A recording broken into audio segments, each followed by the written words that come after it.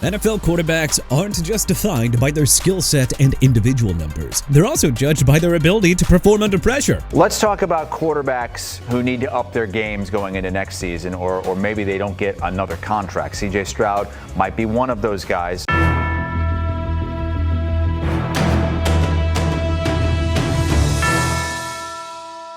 How high is the pressure level of each team's starting QB? Well, let's rank them all from lowest to highest. Number 32, Cleveland Browns, Deshaun Watson.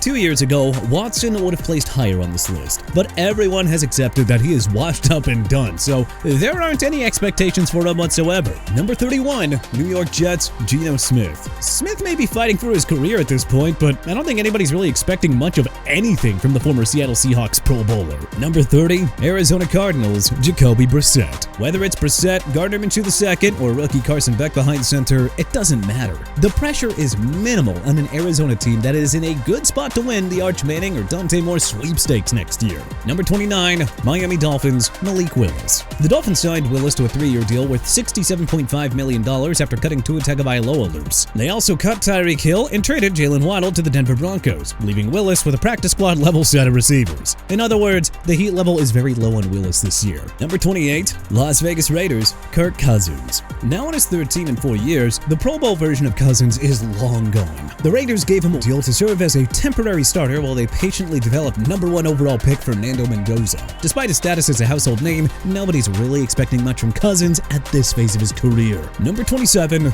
New York Giants, Jackson Dart. Dart had a strong rookie season while fighting numerous injuries and dealing with a banged-up supporting cast. Though some Giants fans understandably want to jump to superstardom with John Harbaugh now calling the shots, it's still important to be patient with Dart. Number 26, Tennessee Titans, Cam Ward.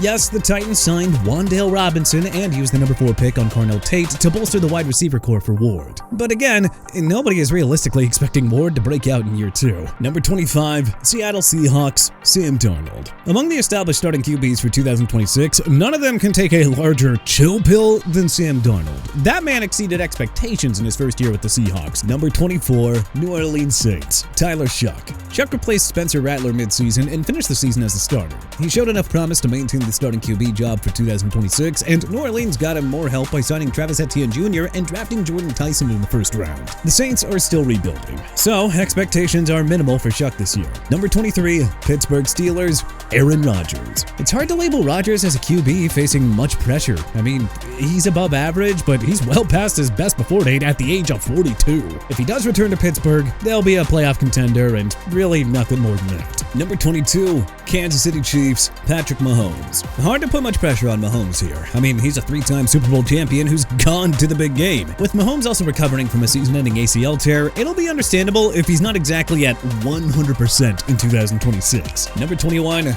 Los Angeles Rams, Matthew Stafford. Nobody seems to know how much longer Matthew Stafford is playing, but with a Super Bowl ring already on his resume, it's hard to say there's any real pressure on him. Number 20, Carolina Panthers, Bryce Young.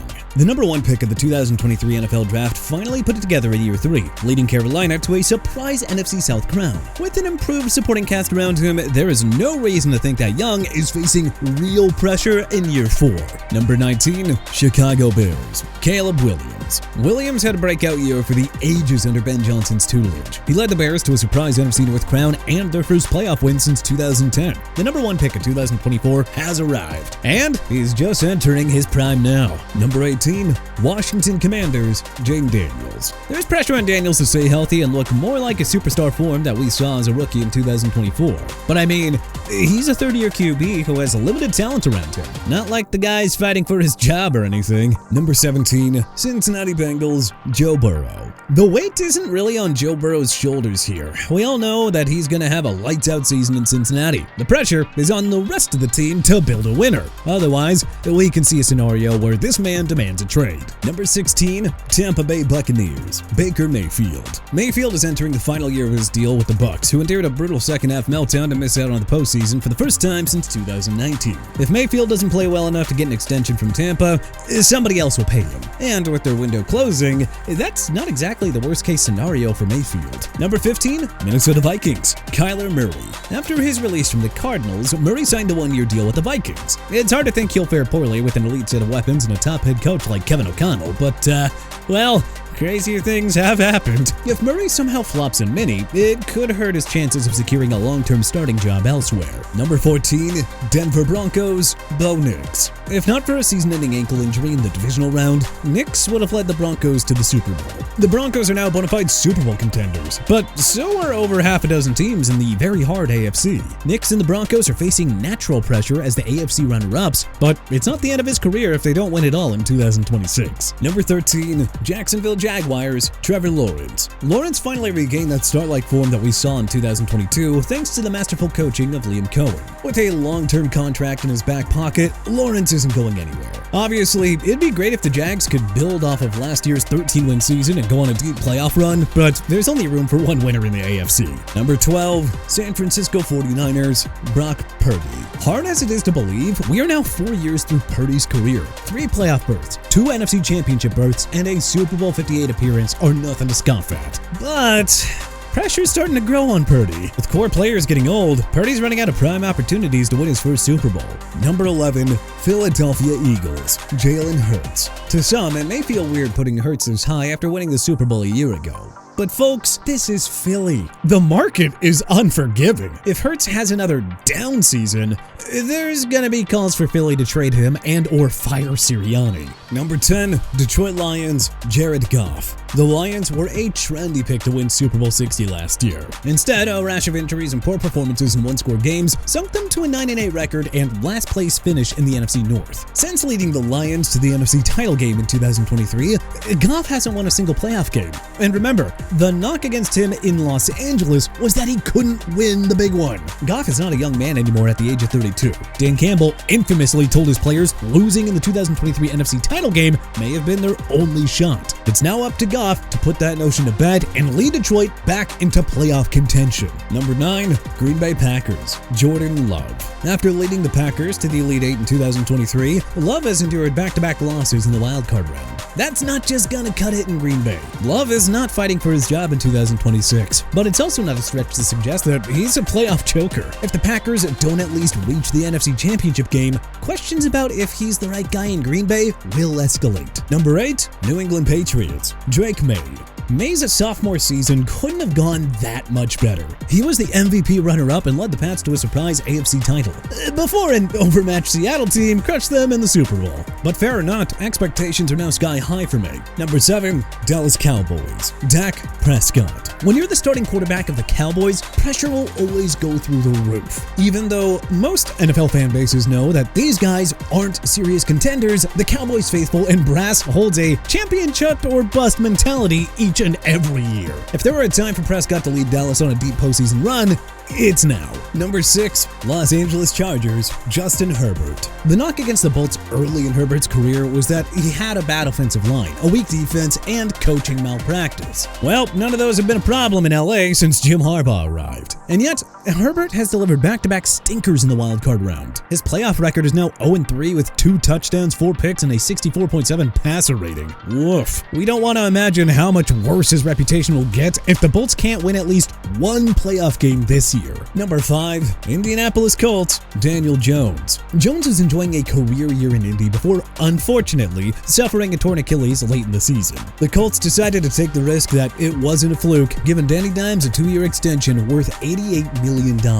But folks, we've seen this story before. Jones had a career year for the Giants in 2022, then signed a $160 million extension in 2023. Then he was released in the midst of the 2024 season. If he flops in 2026 the way he did in 2023, he won't be a starter again. Pure and simple. Number 4, Buffalo Bills, Josh Allen. Allen's not a young man anymore at the age of 30.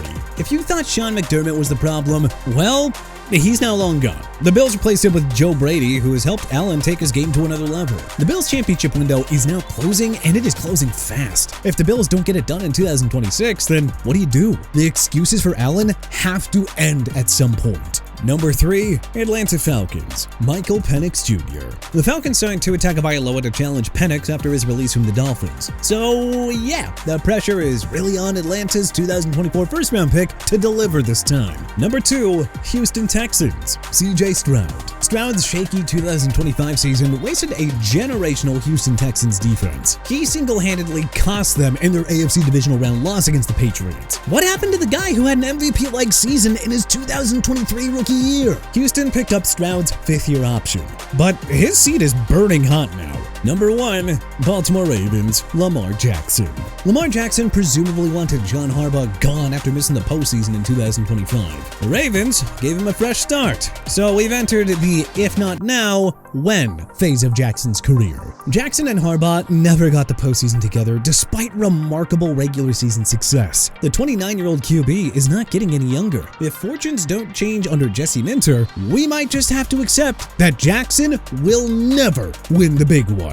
But which NFL QB do you think is under the most pressure in 2026? Let us know in the comment section below. If you like this video and learned a thing or two, then clicking the like button helps us out a ton. And you know, we really appreciate it. If this is your first time coming around to TPS though, then subscribing is a great idea, because we put out videos like this every single day. But as always, thanks for watching, and we'll see you guys next time.